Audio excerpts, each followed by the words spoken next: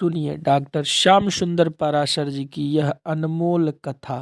आज की इस चतुर्थ दिवसीय कथा के तृतीय भाग में भक्तों, आप लोगों को महामुनि शुकत देव जी के द्वारा राजा परीक्षित को मनवांतरों की कथा सुनाई गई।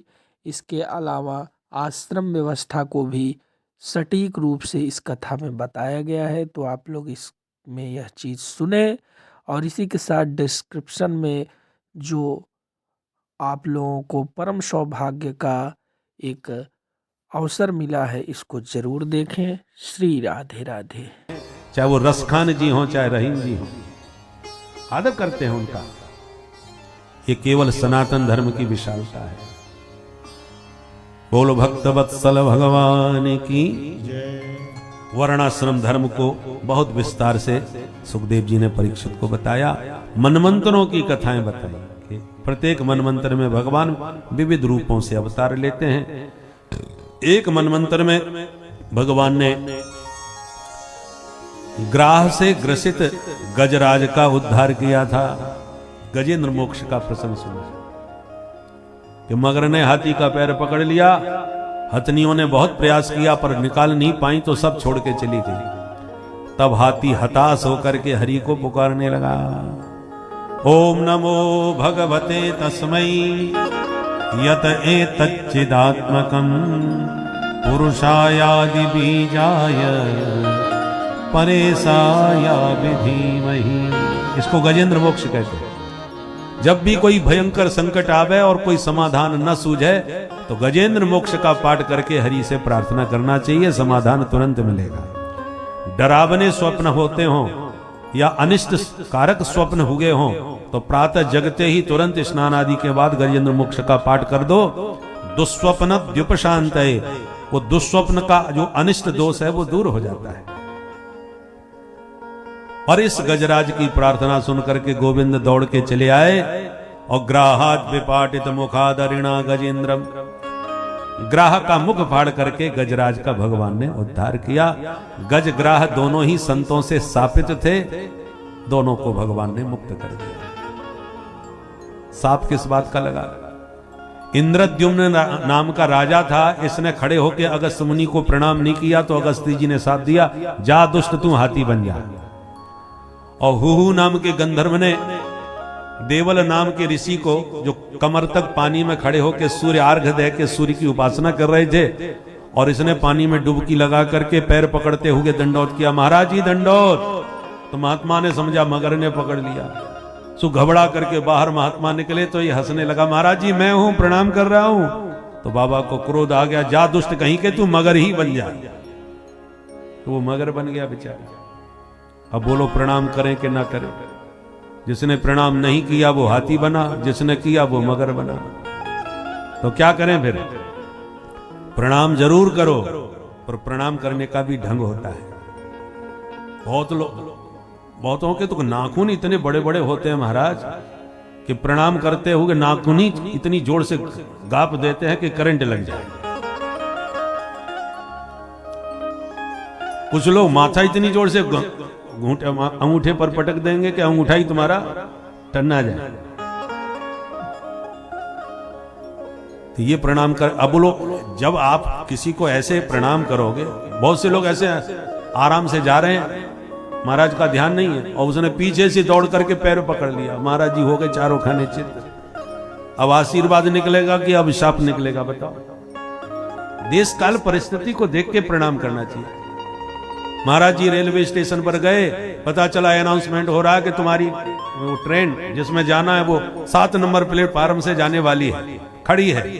महाराज जी ने दौड़ लगाई पुल पर चढ़ करके ट्रेन पकड़ने के लिए, और आपने पुल पे ही पकड़ लिया महाराज जी का पैर। महाराज बहुत दिनों के बाद दर्शन भये, बढ़िया से आशीर्वाद दे के जाओ, नहीं पैर नहीं छोड़ने वाला। अब महाराज जी की ट्रेन छूट रही है, तुम पैर नहीं छोड़ रहे। अब उस समय बोलो कितनी उलझन होगी, उस समय आशीर्वाद निकलेगा क्या? कई बार हम देखते हैं कि अब सर्दी है भाई, आप लोग तो लघु शंका आदि लगे तो बीच में उठ सकते हो, हम लोग तो उठ नहीं सकते। अब बैठे हैं, अब तुरंत 4-4 घंटे हो जाते हैं कभी, और जाना है तुरंत जल्दी से जल्दी पहुंचे, हल्के हों। और माताओं को प्रणाम करने के कितना भी बच करके जल्दी भागने की कोशिश करो, नहीं निकल पाते। कई माताएं तो ऐसी हैं कि हाथ चरण तक न पहुंचे तो धोती पकड़ के खींच लेती है। महाराज प्रणाम तो करवाए लो। अब बताओ कैसे आशीर्वाद निकले। इसलिए याद रखिए, प्रणाम जरूर कीजिए, पर देश काल परिस्थिति को समझ करके प्रणाम कीजिए।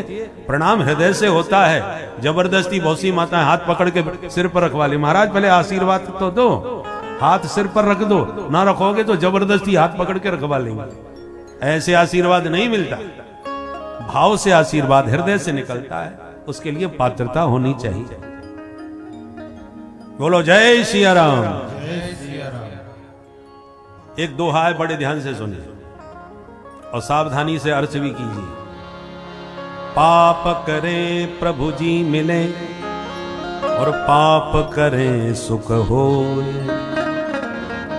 पाप करें मुक्ति मिले, तो भैया पाप करो सबको। बोल बंसी वारे की जय। अब ये दोहा कितना विचित्र है, समझ में आया? पाप करें प्रभु जी मिले, तो पाप करने से कहीं प्रभु मिलेंगे? नहीं नहीं। पा माने पैर, मारत हूं पा परिय तुम्हारे। गांव ग्रामीण अंचलों में अभी महाराज पा लागू, पा का मतलब पैर।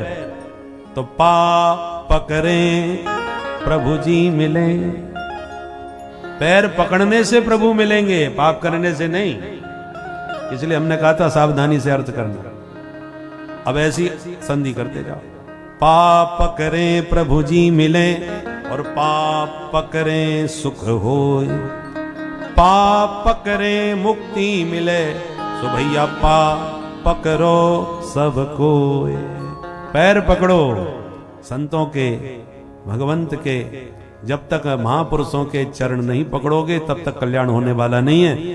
पर चरण कैसे पकड़ना चाहिए उसकी एक विधि है। महात्मा बैठे हों प्रसन्नता में, खूब प्रेम से पैर पकड़ो, हृदय से आशीर्वाद मिलेगा। चलते फिरते कभी प्रणाम नहीं करना चाहिए। माताओं को तो कोई भी साधु संत महापुरुष हो, किसी को भी स्पर्श नहीं करना चाहिए, दूर से ही प्रणाम करो। धरती पर माथा रख करके प्रणाम करो, अपनी श्रद्धा को प्रकट करो। प्रणाम करना है तो पहले अपने पतिदेव को करो, अपने सास ससुर को करो। बाहर जो भी महापुरुष हैं उनको दूर से प्रणाम करना चाहिए, श्रद्धा भक्ति के साथ, स्पर्श नहीं करना चाहिए। आगे आप एकादश स्कंद में इसका विस्तार से दत्तात्रेय जी के गुरुओं के प्रसंग में सुनेंगे। तो गजग्राह दोनों का भगवान ने आज उद्धार कर दिया। एक बार सागर मंथन करा के भगवान ने देवताओं को दिव्य अमृत पान कराया था। और इस समुद्र मंथन में भगवान के 3 अवतार हुए। एक बार देवता और दैत्य दोनों मिलकर के बोले हम आपस में सगे भाई होकर के भी लड़ते हैं, ये बहुत अच्छी बात नहीं है, तो क्या करें? बोले समुद्र मंथन करेंगे, अमृत निकालेंगे, सब भैया मिलके पी लेंगे, अमर हो जाएंगे, फिर रोज डंडे बजने दो, मरने वाला कोई नहीं, झगड़ा होगा पर हत्या नहीं होगी। तो ये बात सबको समझ में आ गई। तब तो देवता दैत्य दोनों का महागठबंधन हो गया। बोले हम सब मिलकर के अभियान चलाएंगे और अमृत को निकाल के पिएंगे। तो देवता असुर दोनों मिलकर के मंदराचल पर्वत को उठा करके सागर मंथन करने के लिए ले जाने लगे। गणेश जी की वंदना नहीं करी, पहाड़ गिर गया, कईयों के हाथ पैर टूट गए। दैत्यों ने कहा हमारे बस की बात नहीं, तुम ही पियो अमृत। तो देवताओं ने प्रार्थना करी महाराज हमारा तो महागठबंधन बिखरता जा रहा है, कैसे क्या होगा, आप कृपा करो। तो मामला बिगड़ गया, क्योंकि सबको अमृत पीना है। तो भगवान ने प्रकट होकर कहा चिंता मत करो, पर्वत हम लेके चलते हैं, तुम लोग रस्सी की व्यवस्था बनाओ। भगवान ने पर्वत को उठा के सागर पर रखा। देवता दैत्यों ने मिलकर के बासुकी नाग को रस्सी का काम करने के लिए राजी किया। बासुकी नाग लिपट गया पर्वत में। अहंकार में दैत्यों ने मुंह पकड़ लिया, देवताओं ने पूंछ, और पर्वत पटका तो डूबता चला गया। भगवान ने कच्छप रूप धारण करके पर्वत को उठा दिया पीठ पर। बोल कच्छप भगवान की जय। मंथन चालू हुआ तो महाविष कालकूट उत्पन्न हो गया, जैसे महादेव ने राम नाम के प्रभाव से पान करके कंठ में स्थापित कर लिया और भोले बाबा नीलकंठ कहलाने लगे। बोल नीलकंठ महादेव की जय। अब सागर मंथन से एक एक रत्न निकलने लगे। उच्चैश्रवा घोड़ा निकला तो बलि ने लिया, ऐरावत हाथी निकला तो इंद्र ने लिया, कौस्तुभ मणि निकली तो भगवान ने कंठ में धारण करी, रंभादिक अप्सराएं और कल्प वृक्ष निकला तो स्वर्ग में भेज दिया। मंथन करते करते महालक्ष्मी का प्राकट्य हुआ, जिन्होंने स्वयंवर में सबको कोई ना कोई दोष दिखाने के बाद नारायण के कंठ में वरमाला लक्ष्मी जी ने डाल दी। वो लक्ष्मी नारायण भगवान की जय। लक्ष्मी नारायण की हो गई। पुनः मंथन हुआ तो वारुणी प्रकट हुई जो असुरों ने ली। पुनः मंथन करने पर भगवान धन्वंतरी अमृत कलश लेकर के प्रकट हो गए। दैत्य देखते ही अमृत छीन करके भाग गए, देवता रोते रह गए। अब दैत्य लोग लेके तो भाग गए पर आपस में लड़ने लगे, अहम पूर्वम अहम पूर्वम, पहले मैं पीऊंगा, पहले मैं पीऊंगा। तो ये अमृत ऐसी चीज है कि पहले तो अपने सौतेले भाइयों से विरोध करके दैत्य भागे और फिर दैत्य आपस में ही सगे भाई आपस में लड़ने लगे, हम पिएंगे हम पिएंगे। महागठबंधन का अंतिम परिणाम यही होता है। बोलो राधे राधे। आपस में ही भिड़ गए, समझौता किया था इस बात पर कि सब मिलजुल करके अमृत पिएंगे, आनंद लेंगे, परंतु सब मेल बेमेल हो गया, सब छीना झपटी चालू हो गई, हम पिएंगे हम पिएंगे।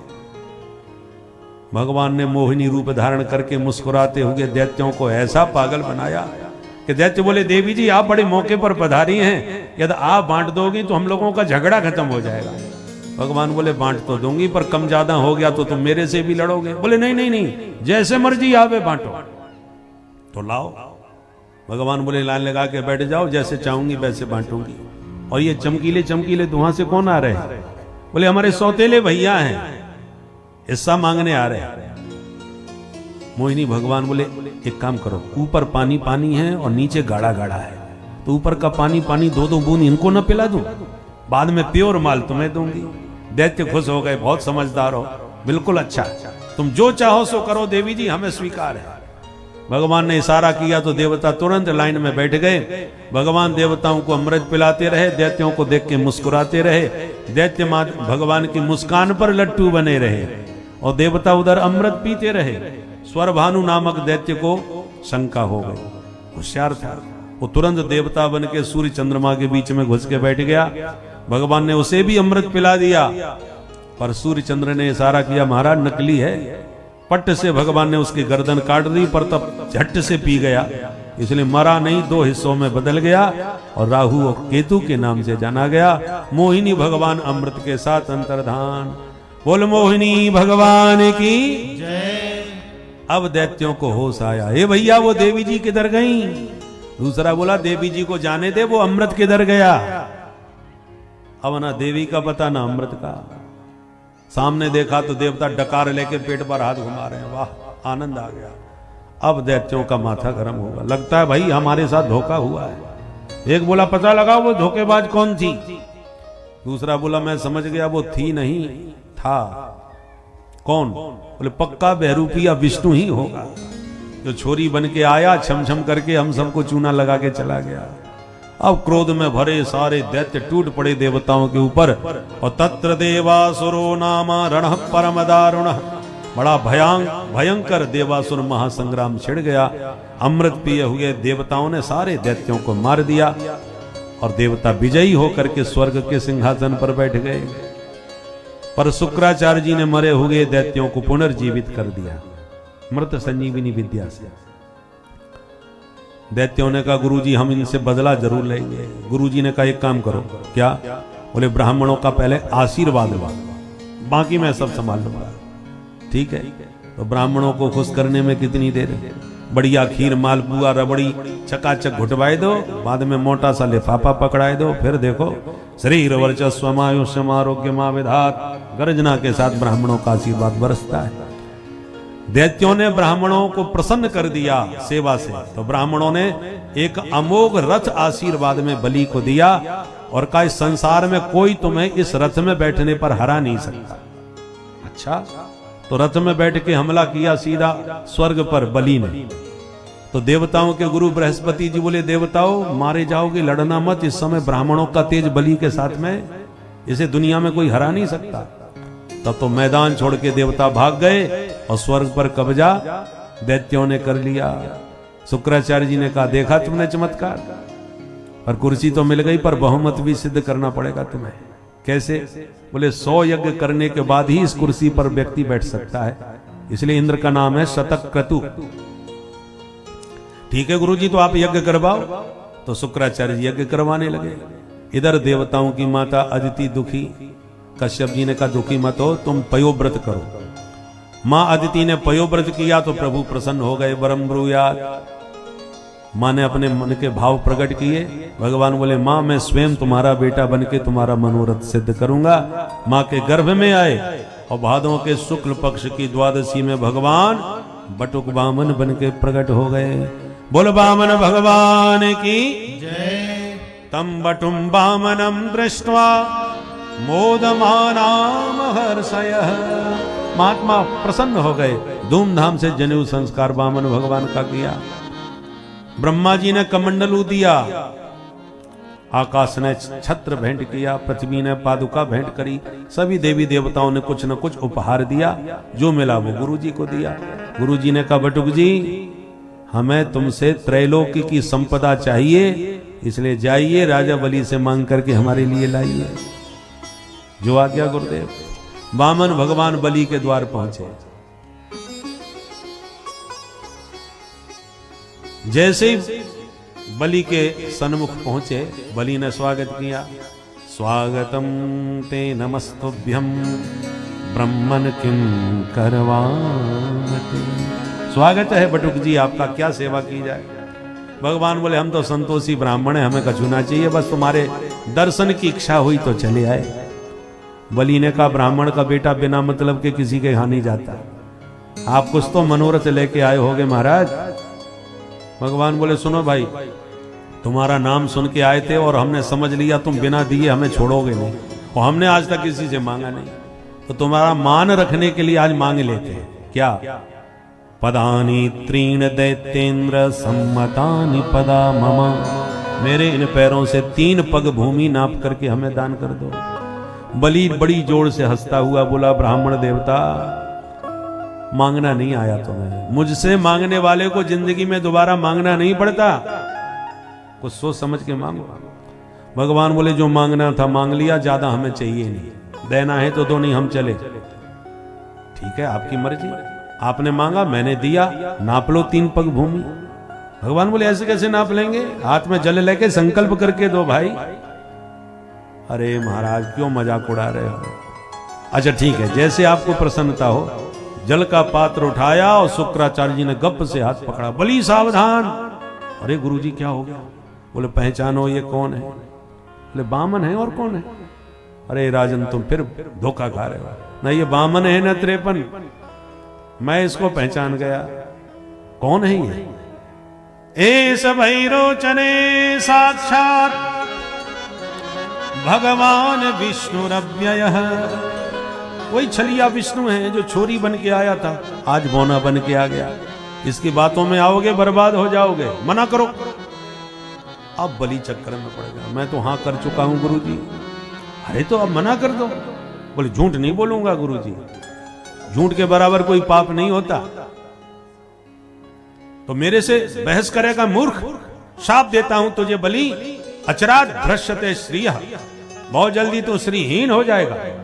नाराज होके गुरुजी चले गए। बामन भगवान बोले, भैया गुरु चेला लड़ाई मत करो, देना है तो दो, नहीं हम चले, हमें नहीं चाहिए कुछ। अरे नहीं नहीं महाराज, आप तो अपना संकल्प लो। जल पात्र उठाया। पुराणांतर ये भी प्रसंग आता है कि जल के पात्र के छिद्र में शुक्राचार्य जी घुस के बैठ गए कि पानी की बूंद नहीं टपकने दूंगा। भगवान समझ गए गुरुजी ज्यादा ही गड़बड़ कर रहे हैं, तो पैनी कुसा निकाल के बाहर से छिद्र में फेंक के मारी, तो शुक्राचार्य जी की एक आंख गोविंदाय नमो नमः। शुक्राचार्य जी भागते हुए नजर आए। हे भगवान, कोई दे रहा है कोई ले रहा है, हमने अपनी आंख फालतू में ही गमाई। जल हाथ में आ गया, लंबा चौड़ा मंत्र संकल्प करके छुड़वाया, और संकल्प पूर्ण होते ही भगवान ने अपना विराट रूप दिखाया। बोल विराट भगवान की जय। एक पग में नीचे के लोग, दूसरे पग में ऊपर के लोग नाप डाले। तीसरा पग किधर रखूं बलि? बोलो। बलि ने कहा महाराज धन से बड़ा धनवान होता है ना, तो 2 पग में धन गया, तीसरा पग मेरे माथे पर रखकर जिस धनवान को भी स्वीकार कर लीजिए। पदम तृतीयम कुरु शीष्ण में निजम। भगवान ने प्रसन्न होकर बलि के माथे पर चरणारविंद रख दिया और बोले बलि तूने मेरा हृदय जीत लिया, बोल तुझे क्या चाहिए। तेरे जैसा दानी कोई नहीं जिसने अपना ही दान कर दिया।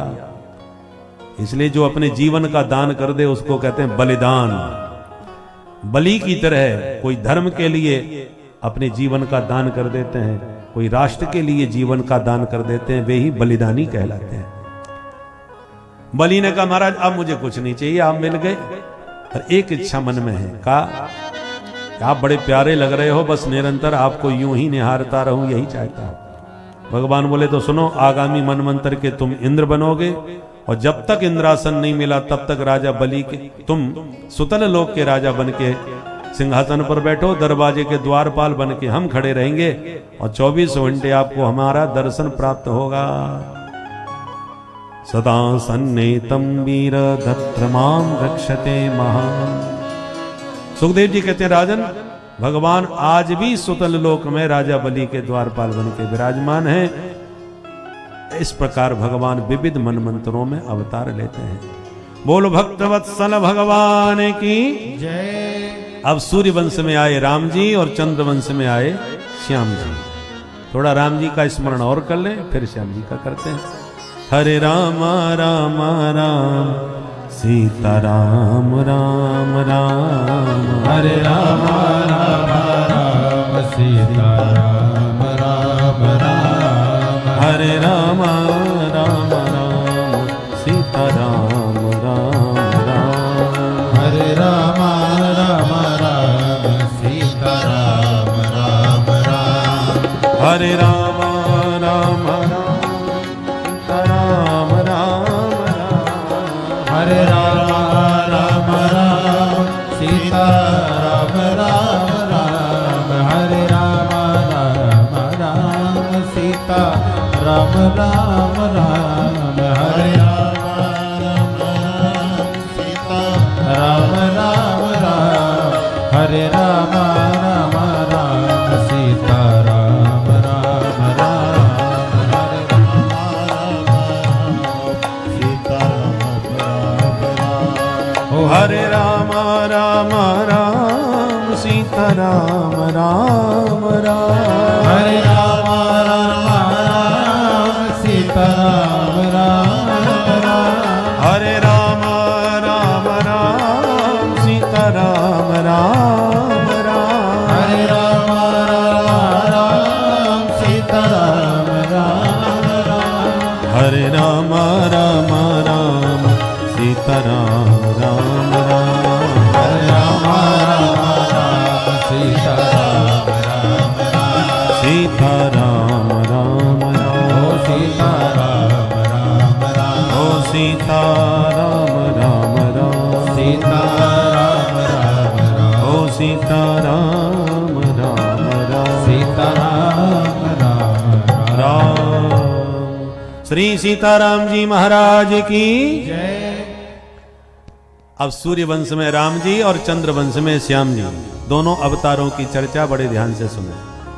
विस्तार से सूर्य वंश सुनाए तो 100 साल में भी पूरा नहीं होगा, इसलिए बहुत संक्षेप में सुन लीजिए।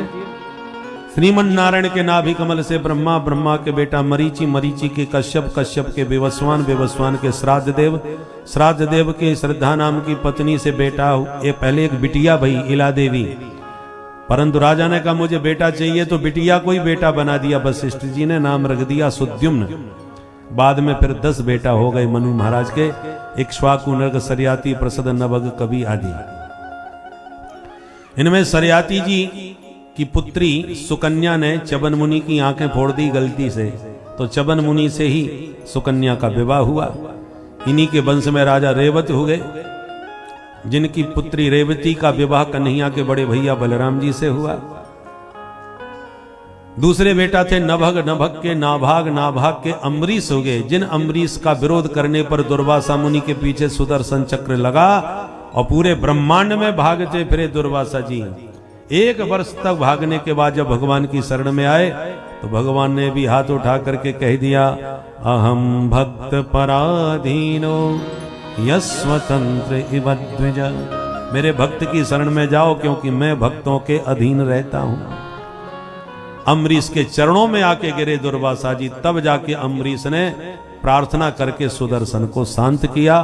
दुर्वासा जी को कान पकड़ के कहना पड़ा, अहो अनंत दासानां महत्वम दृष्ट मध्य में। प्रभु आपके दासों का महत्व आज हम समझ गए। ऐसे परम भक्त अम्बरीश हुए। इन्हीं के वंश में युवनाश, युवनाश के मानधाता, मानधाता की 50 बेटियां सौभरी मुनि को ब्याही, और इसी वंश में आगे चल के हुए सत्यव्रत, इसी वंश में हुए राजा हरिश्चंद्र, सूर्य वंश के। हरिश्चंद्र के बेटा रोहित, रोहित के बेटा बाहुक, बाहुक के बेटा सगर, सगर की एक रानी के 60,000, दूसरी रानी का इकलौता। उन 60,000 बच्चों ने कपिल भगवान का अपमान किया, तो कपिल भगवान ने उनको भस्म कर दिया। तो दूसरी रानी का बेटा था असमंजस, असमंजस के अंशुमान, अंशुमान के दिलीप, दिलीप के हुए भगीरथ, जो भागीरथी गंगा को स्वर्ग से नीचे लाए, शिव जी की जटाओं से होते हुए भारत में भागीरथी आई और समस्त भारत को पावन करती हुई अंत में जहां सगर पुत्रों की राख पड़ी थी, उसका जैसे ही स्पर्श किया, गंगा मैया के पावन जल का स्पर्श पाते सबके सब मुक्त हो गए। बोल गंगा मैया की जय। यज्जल स्पर्श मात्रेण ब्रह्मदंड हता अपि सगरात्मजा दिवं जगमो केवलम देह भस्म भी। सबका उद्धार हो गया। इन्हीं भगीरथ के वंश में ऋतुपर्ण, ऋतुपर्ण के सौदास, सौदास के अस्मक, अस्मक के नारी कवच, नारी कवच के खट्टवांग, खट्टवांग के दिलीप, दिलीप के रघु, रघु के अज, अज के बेटा महाराज दशरथ, और दशरथ जी के घर में हुए श्री राम, लक्ष्मण, भरत और शत्रुघ्न लाल जी। बोल अयोध्या धाम की, चारों भैयाओं की। एक श्लोक में राम कहानी भी सुन लीजिए। गुरुवर थे त्यक्त राज्यो व्यचरदनु बनम पद्म पदभ्याम प्रियाया पाणि स्पर्शा क्षमाभ्याम मृजत पथ रुजो यो हरीन्द्रानुजाभ्याम। कैसे हैं हमारे राम जी, जो अयोध्या के विशाल वैभव को पिता की आज्ञा का पालन करते हुए, मुस्कुराते हुए त्याग कर वनवासी बन गए। चित्रकूट में वास किए, ऋषि महर्षियों का जीवन जिए। भरत मनाने आए तो पादुका दे करके विदा किए। फिर दंडकारण्य में जाकर के पंचवटी बनाई। सुपन आई तो नकटी करके भगाई। निशाचरों को भगवान ने चुनौती दी।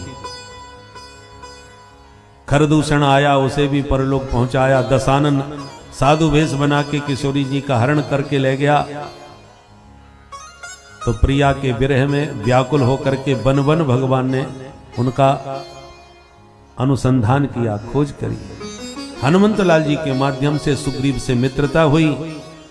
सुग्रीव के कंटक को दूर करते हुए बाली का वध करके भगवान ने उसे किष्किंधा नरेश बनाया। हनुमंत लाल जी के माध्यम से जब जानकी जी का समाचार प्रभु ने पाया तो समुद्र पर सेतु निर्माण करके भगवान लंका में प्रविष्ट हुए। और जैसे दावाग्नि पूरे जंगल को जला के राख कर देती है, ऐसी राम जी ने अपनी क्रोधाग्नि में खल दब दहन, जितने खल थे उनको दावाग्नि की तरह दग्ध कर दिए। रावण, कुंभकर्ण, मेघनाथ आदि सबका संहार करके अग्नि में प्रविष्ट हुई। जानकी जी को अग्नि परीक्षा के माध्यम से पुनः अग्निदेव से प्राप्त किया। पुष्पक विमान में विराजमान होकर 14 वर्ष का वनवास बिताकर भगवान पुनः अयोध्या के अवधेश बने। ऐसे राजा रामचंद्र भगवान के चरण कमलों में बारंबार प्रणाम है। बोले राजा रामचंद्र भगवान की। ये संक्षिप्त एक श्लोक की राम कहानी आपने सुनी।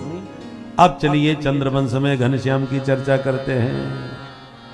अथातः श्रूयताम राजन वंशः सोमस्य पावनः चंद्रवंश श्रवण करें।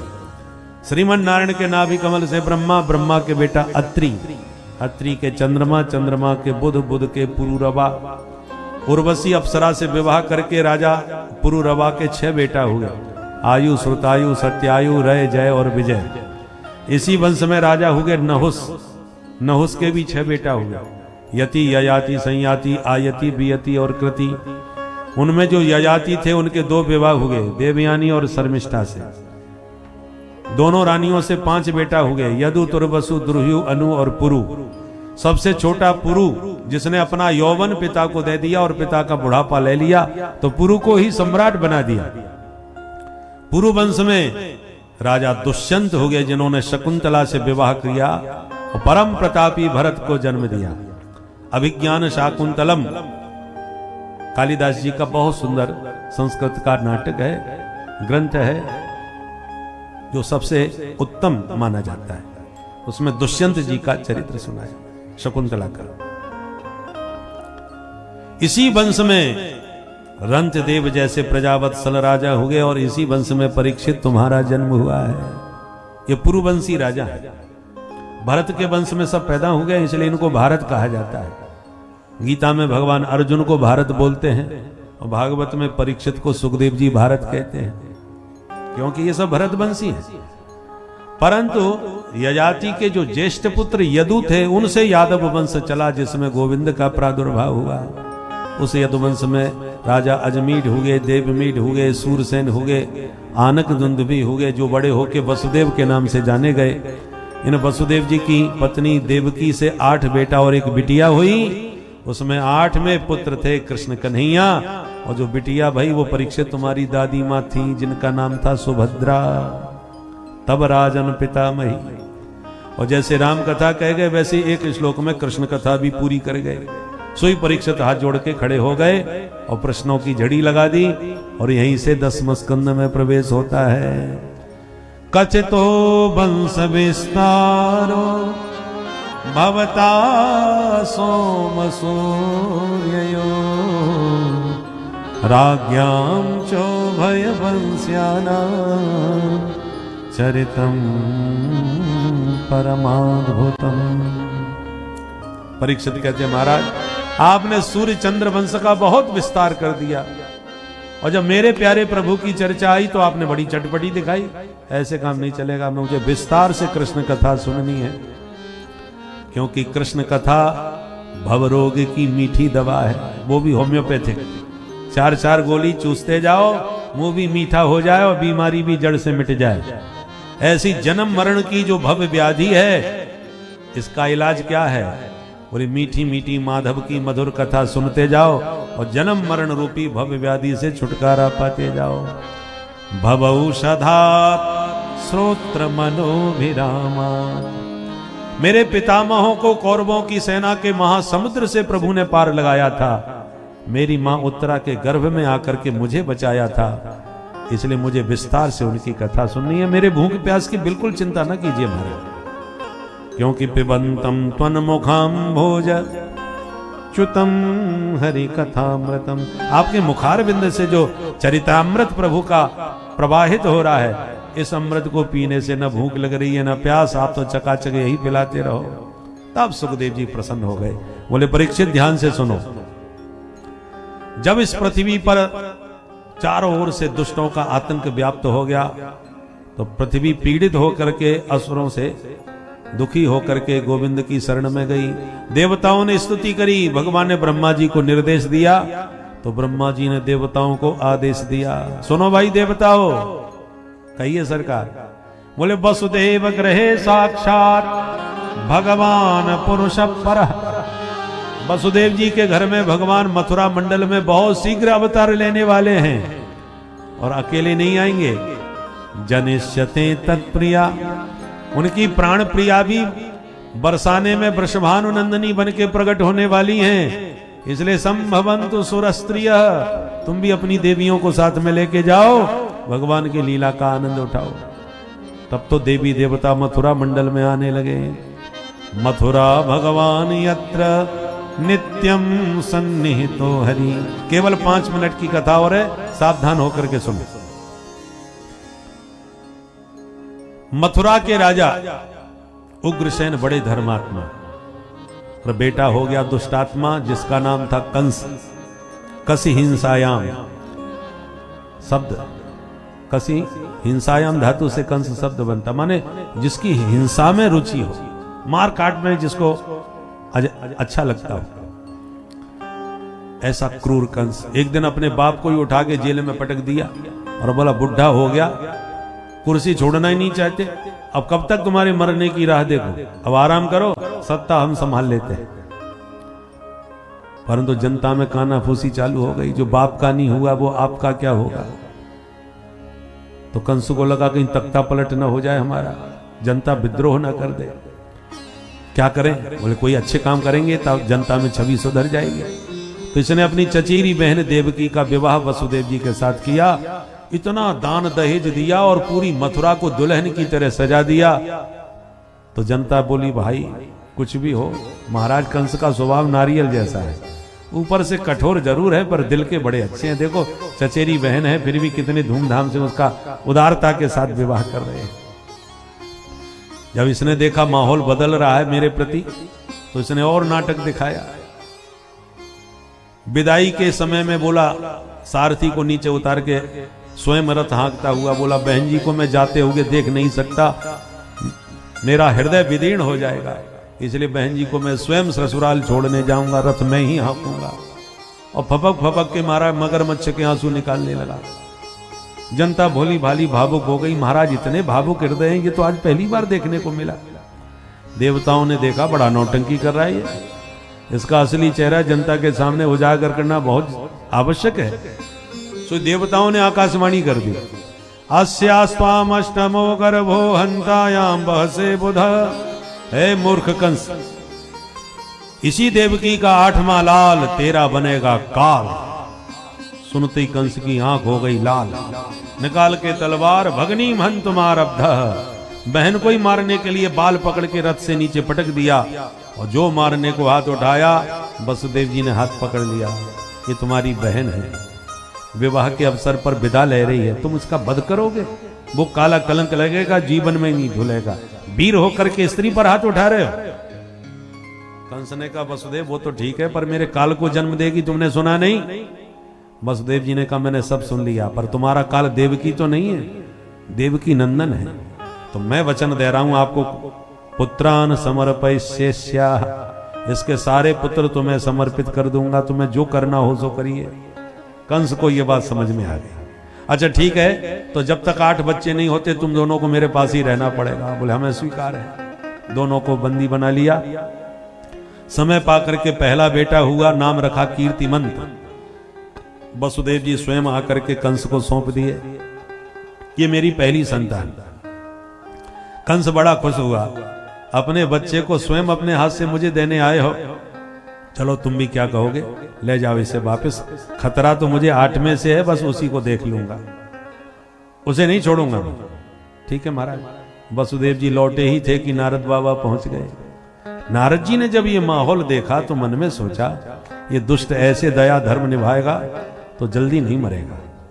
सबसे खतरनाक पाप होता है बाल हत्या, और ये बाल हत्या करेगा तो इसका पाप का घड़ा जल्दी फूटेगा।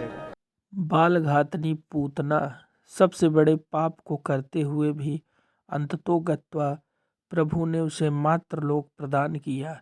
तो ऐसे करुणा निधान प्रभु की आप लोग भी भक्त कीजिए, आप लोग भी उनकी शरण को जाइए, जो अत्यंत बड़े से बड़े पापी को भी मोक्ष प्रदान करते हैं, इतने दयालु हैं।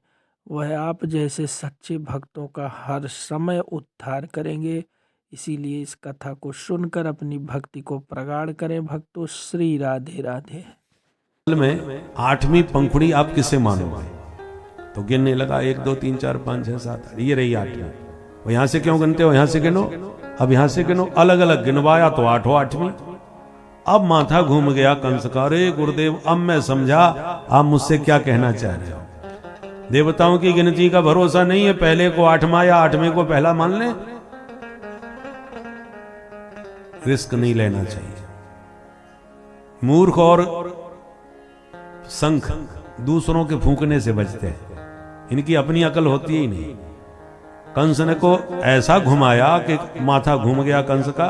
नारद जी तो चले गए, इसने तुरंत वसुदेव जी को वापस बुला के बच्चे को छीन लिया, घुमा के पटक दिया और लगातार देवकी के 6 पुत्रों की हत्या कंस के हाथों हुई। सप्तमो वैष्णवम धाम यमनंतम प्रचक्षते। सप्तम गर्भ में भगवान ने शेषनाग जी को भेज दिया, अब की बार तुम बड़े भैया बनो, हम छोटे बने जाते, पहले तुम पहुंचो। और जैसे ही शेष जी आए देवकी के गर्भ में, भगवान ने योग माया को बुला के कहा, देवी एक काम तुम भी करो। क्या? कि शेष जी को देवकी के गर्भ से आकर्षित करके रोहिणी के गर्भ में स्थापित कर दो, गर्भांतरण प्रक्रिया के माध्यम से, और तुम यशोदा मैया की बेटी बन जाओ। कंस मारने का प्रयास करे तो अष्टभुजी बन जाना, फिर देखो तुम्हारी कितनी पूजा होगी। दुर्गा मैया, शारदा मैया, अंबिका मैया, चंडी मैया, कात्यायनी मैया, भद्रकाली मैया, हजारों नाम से तुम्हारी ख्याति होगी। बोल शारदा मैया की। योग माया ने वही किया जो हरि ने आदेश दिया, और कंस ने समझ लिया कि सप्तम गर्भ का स्वतः पतन हो गया। अब अष्टम गर्भ में प्रभु पधारे तो आते ही देवकी मां का मुख दिव्यता से समलंकृत होने लगा। देवता समझ गए प्रभु गर्भ में आ गए, तो सारे देवताओं ने आकर के गर्भस्थ हरि की स्तुति गाई। सत्यव्रतम सत्य परम सत्यम सत्यस्य जोनिम निहितम च सत्ये सत्यस्य सत्यमृत सत्य नेत्रम सत्यात्मकम त्वाम शरणं प्रपन्ना।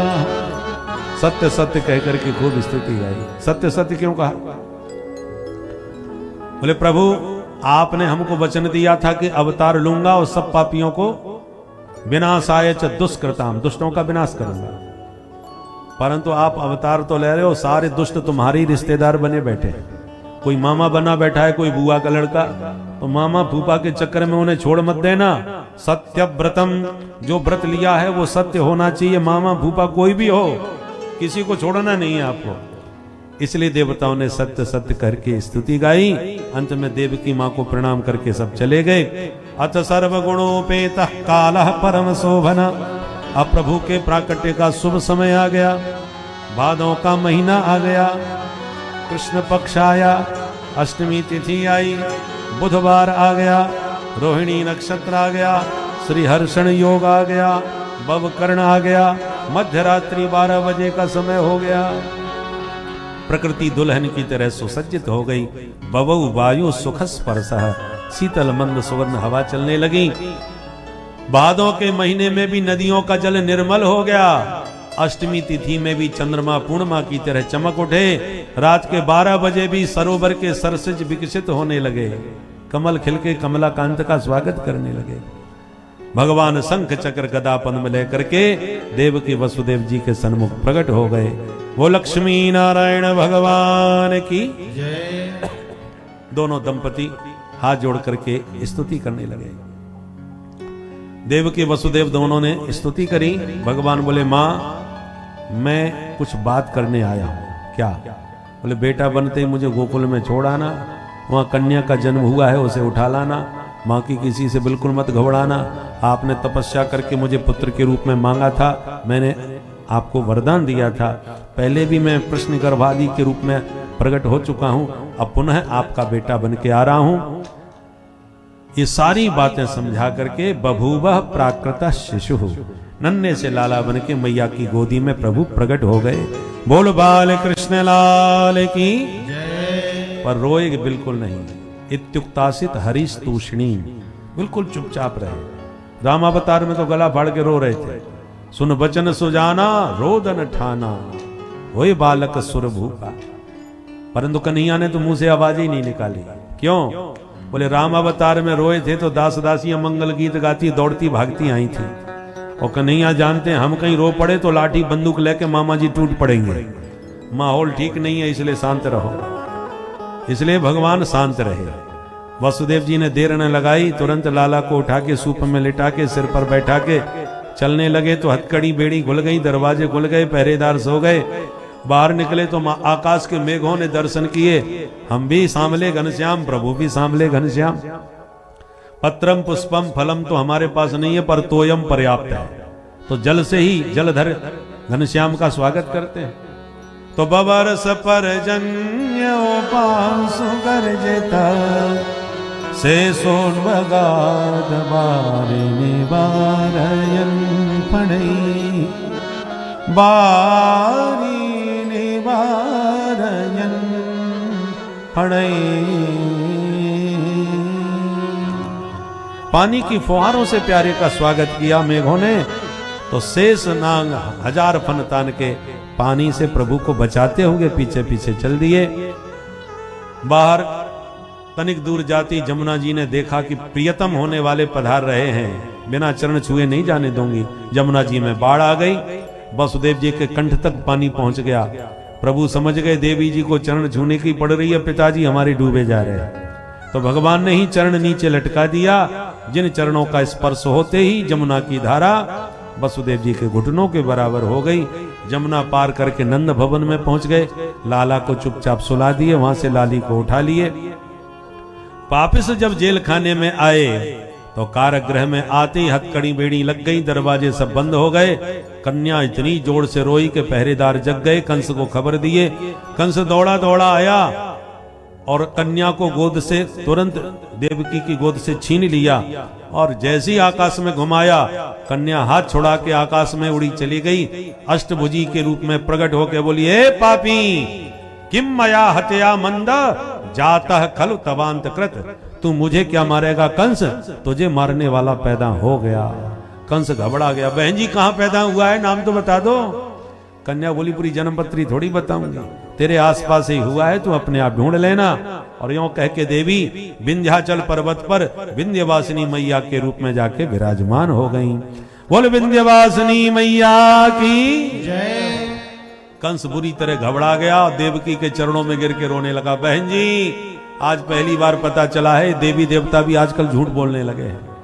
देवताओं ने कहा था कि तेरा लाल मेरा काल बनेगा, और ये देवी मैया कह के चली गई मेरा काल कहीं पैदा हो गया। अब इन दो में से एक तो कोई झूठा है कि नहीं। मुझे माफ करना बहन जी, मैंने तुम्हें बहुत सताया। और यूं कह के देवकी वसुदेव को मुक्त करके कंस घर गया। उधर नंद भवन में क्या हुआ, केवल 2 मिनट हो। नंद स्वात्मज उत्पन्ने जाता ह्लादो महामना।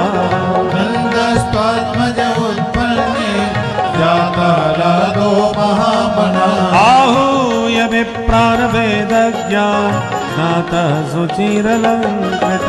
आहूय विप्रान वेद ज्ञान स्नातः सुचिरलंकृत। वाचयित्वा स्वस्तयनम् जात कर्मात्मजस्य वै। वाचयित्वा स्वस्तयनम् जात कर्मात्मजस्य वै। कारयामास विधिवत् पितृदेवार्चनं तथा। कारयामास विधिवत् पितृदेवार्चनं तथा। नन्दस्त्वात्मज उत्पन्ने जाता ह्लादो महामना। नन्दस्त्वात्मज उत्पन्ने जाता ह्लादो महामना। जाता ह्लादो महामना। जाता ह्लादो महामना। बोल नंद के लाला की जय। अब यहां से ब्रज की कथा प्रारंभ होती है, आपको ब्रज भाषा में ही सुनाते हैं।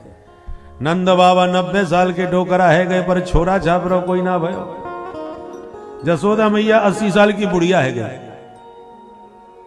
एक दिन संत महंतन की मंडली पहुंच गई वृंदावन ब्रज में। नंद बाबा ने जोरदार संत साधु संतन को सम्मान किया, खीर मालपुआ चकाचक घुटवाए। महंत जी के मोहते आशीर्वाद निकस गयो, नंद बाबा पुत्रवान भव। सुई नंद बाबा गदगद होके बोले, महाराज 90 साल के बुढ़ापे में कैसो आशीर्वाद दे रहे हो, अब तक तो भयो ना है, अब आगे की खबर ना है। महंत जी बोले, हे भगवान न जाने मोहते कैसे निकल गई, अब लाला तो हो गई रहेगो, साधु संतन को वचन झूठो ना है सके। नंद बाबा बोले, तब तो नित्य रबड़ी घुटन दो महाराज, आपकी कृपा से 9 लाख गईया है, काऊ बात की कमी ना है। महात्मन ने चिमटा गाड़ लिए, वहीं पर धुनी रमाई लई, खूब चकाचक छाने घोंटे और नित्य प्रभु से प्रार्थना कर, प्रभु हमारे वचन की रक्षा करो। संतन के आशीर्वाद को चमत्कार भयो, यशोदा जी के लाभ है गयो। पूरे ब्रज में बात फैल गई। गोपियन ने 84 गज के लहंगा सिलवाई लिए। नंद बाबा अपनी बहन सुनंदा को बुला लाए, सुनंदा जल्दी चल, तू बुआ मन बेवारी है। सुनंदा जी दौड़ दौड़ के भाभी की सेवा करने लगी। आज रात में कब वसुदेव जी आए गए, कब अदला बदली कर गए, पतो ही ना चलो, सब सोते रह गए। नींद खुली तो सुनंदा जी जगी।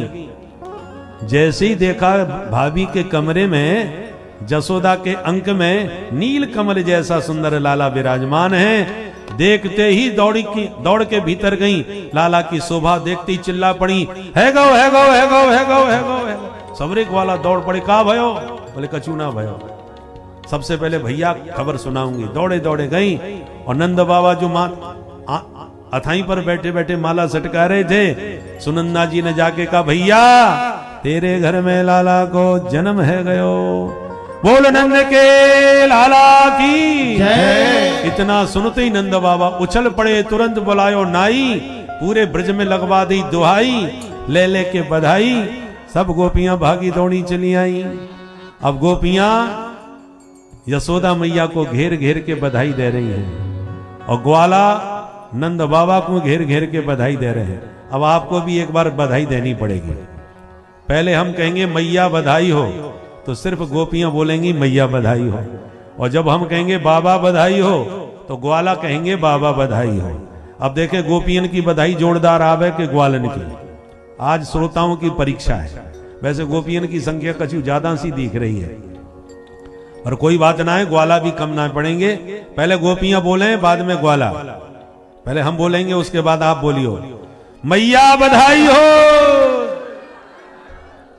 मैया बधाई हो। ऐसे बधाई दई जावे जैसे भोजन करके ही ना आई हो। अरे करवा चौथ ना है आज, ना एकादशी है। जरा दम लगा के गोपियां दोबारा बोलो, मैया बधाई हो।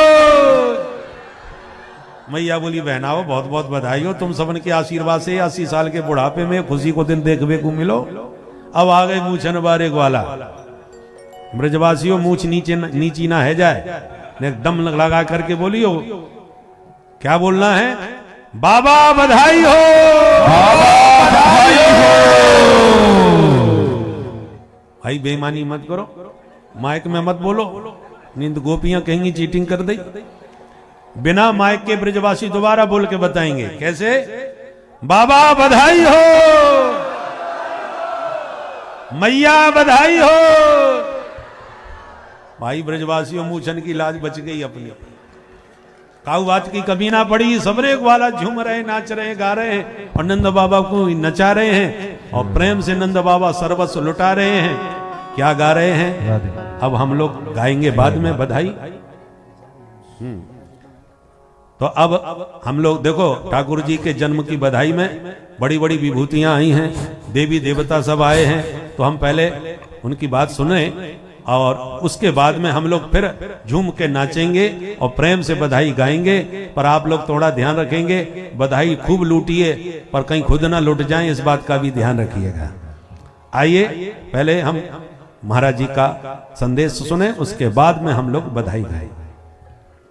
परम पूज प्रातः स्मरणीय पूजपाद आचार्य श्री सदगुरुदेव भगवान व्यासपीठ पर विराजमान साक्षात श्री द्वारिकाधीश के वांग में विग्रह श्रीमद् भागवत महापुराण व्यासपीठ पर विराजमान परम पूज आदरणीय वंदनीय डॉक्टर पराशर जी, इस सभा में विराजमान समस्त संत महंत के चरणों में कोट कोट नमन, वंदन, अभिनंदन। हमारे बीच प्रभु के पार्षद जय और विजय को जब सनकादियों द्वारा 3 जन्म का श्राप दिया गया तो प्रभु स्वयं आकर उनका उद्धार करते हैं। इस जन्म में कंस के रूप में जब वे आए तो प्रभु साक्षात कृष्ण अवतार लेकर आए और उनका उद्धार किए। जो भी प्रभु के हाथों मृत्यु को प्राप्त होता है उसको सायोज्य मोक्ष प्राप्त होता है और वह प्रभु के उस निराकार स्वरूप में समा जाता है जो कण कण में व्याप्त है। इस निराकार स्वरूप से ही निराकार भक्ति की उत्पत्ति हुई और भक्ति को 2 भागों में बांटा गया, निराकार और साकार। निर्गुण उपासक जितने भी हुए वह अंततो गत्वा प्रभु के सगुण रूप में अवश्य ही भक्ति करते थे, क्योंकि प्रभु निर्गुण शून्य अवस्था में है और भक्त की प्रबलता, भक्त की प्रबलता को देखकर वही शून्य अवतार लेते हैं, सगुण रूप में आते हैं। और प्रभु ने के जो अवतार हुए सगुण रूपों को के यह निराकार रूप से ही उत्पन्न हुए, क्योंकि प्रभु कण कण में व्याप्त है तो कोई आकार लेकर व्याप्त होंगे नहीं। वह आकार तभी लेते हैं जब भक्त की प्रबलता देखते हैं, जब संसार में उनके अवतार का समय आता है। प्रत्येक कल्प के अंतर में भगवान अवतार लेते हैं और हर मन्वंतरों में यह जो कल्प आते हैं इसी में प्रभु के विभिन्न अवतार अलग अलग ब्रह्मांडों में होते रहते हैं। तो यह ब्रह्मांडी लीला है जिसको हमारा यह मस्तिष्क जो है सिर्फ प्रभु की कृपा से ही समझ सकता है, अन्यथा ब्रह्मांड के सामने हम या हमारा यह ग्रह सौरमंडल, हमारा जो एक पूरा आकाश गंगा है ब्रह्मांड के सामने, वह एक छोटे से कण से भी छोटा है, तो जिसका कोई अस्तित्व नहीं। किंतु प्रभु की भक्ति से ही आपका परम अस्तित्व पूरे ब्रह्मांडों में विद्यमान हो जाता है। तो इसीलिए उस लीलाधर की लीला के अंतर्गत आप उनकी भक्ति कीजिए और कथा को सुनते रहें भक्तों। श्री राधे राधे। मुख्यमंत्री जी के बेटी के विवाह के उपलक्ष्य में भोपाल उज्जैन से तुरंत ही रवाना होना है। सतना में जाके सामान पैक करना है, इसलिए आरती के पूर्व उनका प्रस्थान हो रहा है। तो भगवान का ये पंचामृत पिला दो और दो शब्द बोल दीजिए। नंद के आनंद भयो, हाथी घोड़ा पाल की। आवाज नहीं आ रही है, जरा आवाज में जोरदार ध्वनि होनी चाहिए। नंद के आनंद भयो, जय कन्हैया लाल की। हाथी घोड़ा पाल की, जय कन्हैया लाल की। आज नंद के आनंद में अभी हमारे परम पूज्य जी आप सबको अपने गीतों के माध्यम से आनंदित करेंगे। मैं उपस्थित सभी श्रोता गणों को बहुत प्रणाम करती हूँ दोनों हाथ जोड़कर, और मंच पे आसीन सभी संत गणों कर और कथा वाचन पर की आसंदी पे विराजमान परम पूज्य जी को और आमंत्रित करने के लिए मैं आपको भी बहुत साधुवाद देती हूँ। सभी के चरणों में प्रणाम करती हूँ। यहाँ पर दूर दूर से हम सभी कथा सुनने आए हैं और वास्तव में कथा सुन के बहुत आनंद आ रहा था। कार्य की जरूरत है कि हम लोगों को पहुंचना है, अन्यथा मैं भी रुक करके और पूरी कथा जरूर सुनती, पर आप लोग जरूर जिनके पास समय है ये पूरी कथा का आनंद लेकर के जाइएगा। इन्हीं शब्दों के साथ मैं सभी को प्रणाम करती हूँ और एक बार फिर से बोलूंगी कि हाथी घोड़ा पाल की, जय कन्हैया लाल की। बहुत बहुत धन्यवाद।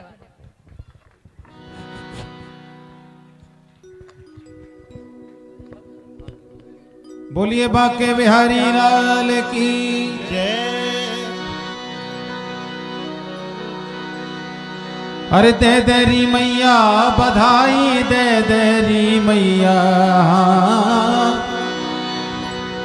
दे देरी मैया बधाई, दे देरी मैया। हो तेरी, हाँ तेरी, हो तेरी गोद में आयो लाल बधाई, दे देरी मैया। तेरी गोद में आयो लाल बधाई, दे देरी मैया। हो तेरी गोद में आयो लाल बधाई, दे देरी मैया। तेरी गोद में आयो लाल बधाई, दे देरी मैया। दे देरी मैया बधाई, दे देरी मैया। हो दे देरी मैया बधाई, दे देरी मैया। हो तेरी, हो तेरी गोद में आयो लाल बधाई, दे देरी मैया। तेरी गोद में आयो लाल बधाई, दे देरी मैया। नंद के लाला की जय हो।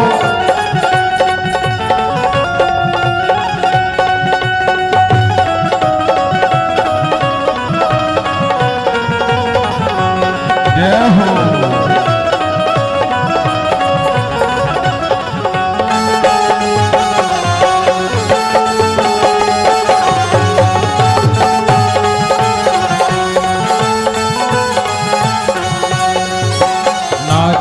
नाच के गावे बधाई बजे ढोल और ताल। नाच नाच के गावे बधाई बजे ढोल और थाल। नाच नाच के गावे बधाई बजे ढोल और ताल। नाच नाच के गावे बधाई बजे ढोल और थाल। ओ दे हमको तगड़ी पायल और मोतियन को हो दे हमको तगड़ी पायल और मोतियन के हार। दे हमको तगड़ी पायल और मोतियन को हार। हो दे हमको तगड़ी पायल और मोतियन के हार। हो तेरी गोद में आयो लाल बधाई दे तेरी मैया।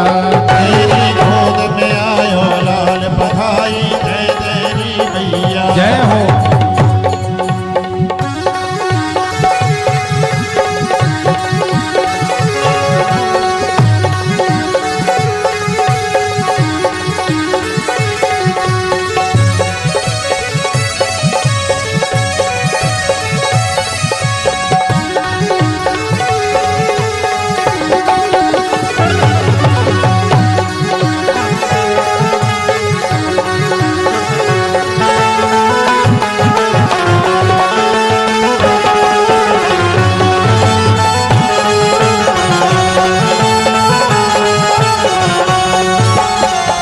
दे हमको अनधन मैया लहंगा चूनर साड़ी। दे हमको अनधन मैया लहंगा चूनर साड़ी। दे हमको अनधन मैया लहंगा चूनर साड़ी। दे हमको अनधन मैया लहंगा चूनर साड़ी। अरे कंजूसी से काम चले ना दे मोटर गाड़ी। हाँ कंजूसी से काम चले ना दे मोटर गाड़ी। कंजूसी से काम चले ना दे मोटर गाड़ी। कंजूसी से काम चले ना दे मोटर गाड़ी। हो तेरी गोद में आयो लाल बधाई दे तेरी मैया। तेरी गोद में आयो लाल बधाई दे तेरी मैया। झूले पलना में गोपाल बधाई दे तेरी मैया। झूले पलना में गोपाल बधाई दे तेरी मैया। नंद के लाला की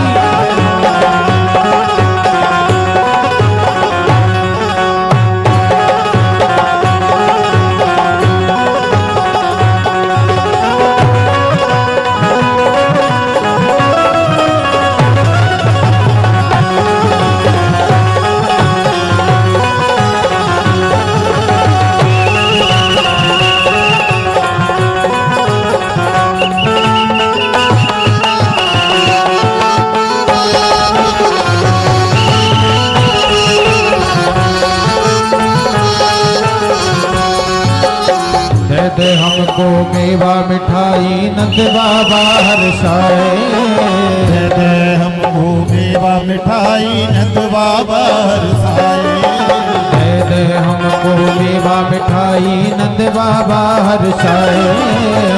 दे हमको मेवा मिठाई नंद बाबा हर्षाए। ओ बलदाओं संग खेलन कूदन छोटे भैया आए।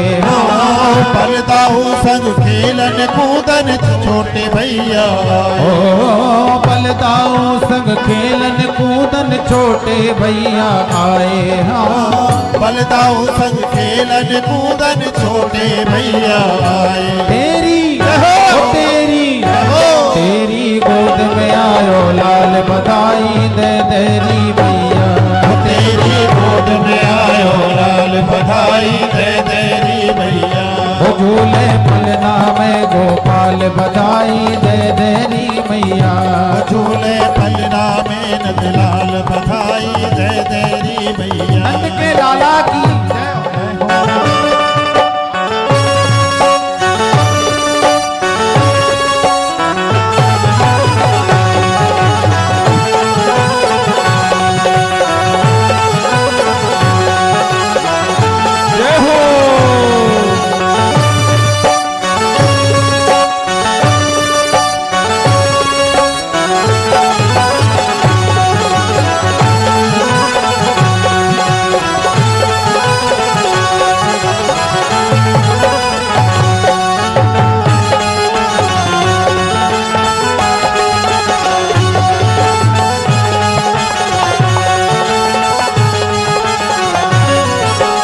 ब्रज नगरी में धूम मची है, घर घर हुई दिवाली। ब्रज नगरी में धूम मची है, घर घर हुई दिवाली। ओ ब्रज नगरी में धूम मची है, घर घर हुई दिवाली। ब्रज नगरी में धूम मची है, घर घर हुई दिवाली। हाँ तेरी दया से मैया हम सब भक्तों में खुशहाली। हाँ तेरी दया से ओ मेरी मैया भक्तों में खुशहाली। ओ तेरी दया से ओ मेरी मैया भक्तों में खुशहाली। हाँ तेरी दया से ओ मेरी मैया भक्तों में खुशहाली। वो तेरी वो तेरी गोद में आयो लाल बधाई दे तेरी मैया। तेरी गोद में आयो लाल बधाई दे तेरी मैया। वो झूले पलना में गोपाल बधाई दे तेरी मैया। झूले पलना में गोपाल बधाई दे तेरी मैया। बधाई दे तेरी मैया। बधाई दे तेरी मैया। बधाई दे तेरी मैया। बोलिए नंद के लाला की जय। नंद के आनंद भयो जय कन्हैया लाल की। नंद के आनंद भयो जय कन्हैया लाल की। आनंद के आनंद भयो जय कन्हैया लाल की। नंद के आनंद भयो जय कन्हैया लाल की। जय कन्हैया लाल की जय हो गोपाल की। जय कन्हैया लाल की जय हो गोपाल की। जय कन्हैया लाल की जय हो गोपाल की। जय कन्हैया लाल की जय हो गोपाल की। आनंद के आनंद भयो जय कन्हैया लाल की। नंद के आनंद भयो जय कन्हैया लाल। आनंद के हो नंद के आनंद भयो जय कन्हैया लाल की। नंद के आनंद भयो जय कन्हैया लाल। जय हो।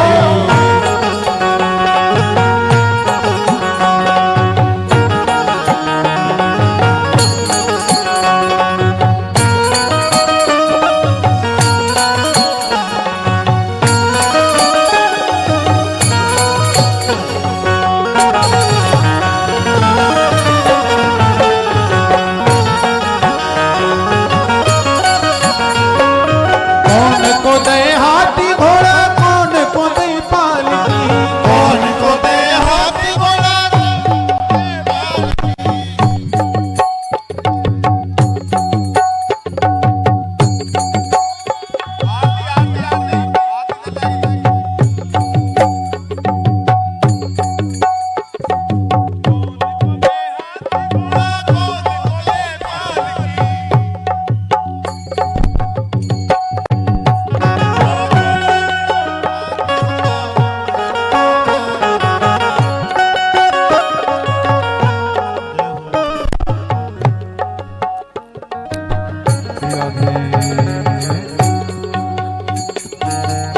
आनंद के आनंद भयो जय कन्हैया लाल की। नंद के आनंद भयो जय कन्हैया लाल की। नंद के आनंद भयो जय कन्हैया लाल की। नंद के आनंद भयो जय कन्हैया लाल की। जय कन्हैया लाल की जय हो गोपाल की। जय कन्हैया लाल की जय हो गोपाल। हो जय कन्हैया लाल की जय हो गोपाल की। जय कन्हैया लाल की जय हो गोपाल। आज नंद के आनंद भयो जय कन्हैया लाल की। नंद के आनंद भयो जय कन्हैया लाल की। हो नंद के आनंद भयो जय कन्हैया लाल की। नंद के आनंद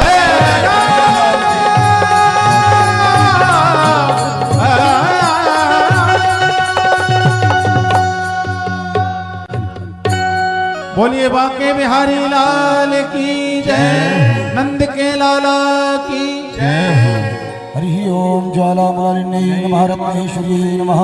हरि ओम चंद्रमा मनसो जातश्चक्षुः सूर्यो अजायत श्रोत्राद्वायुश्च प्राणश्च मुखादग्निरजायत।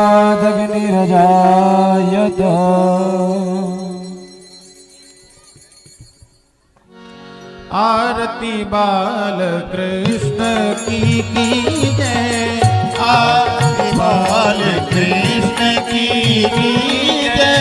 हरे अपनो जन्म सफल कर लीजिए, अपनो जन्म सफल कर लीजिए। श्री यशोदा को परम दुलारो, श्री यशोदा रो परम दुलारो, बाबा की अखियन को तारो, बाबा की अखियन को तारो। हो गोपिन के प्राणन सो प्यारो, गोपिन के प्राणन सो प्यारो। इन पर प्राण न्योछावर कीजिए, आरती बाल कृष्ण की जय। बलदाऊ को छोटो भैया, बलदाऊ को छोटो भैया। ओ कनुआ कह बोले या कि मैया, कनुआ कहे कहे मैया की मैया। परम मुदिता मन लेता भलैया, परम मुदित मन लेत भलैया। इनको सर्वस अर्पण कीजिए, आरती बाल कृष्ण की जय। हो तरी बोलनी मधुर सुहावे, उतर बोलन मधुर सुहावे।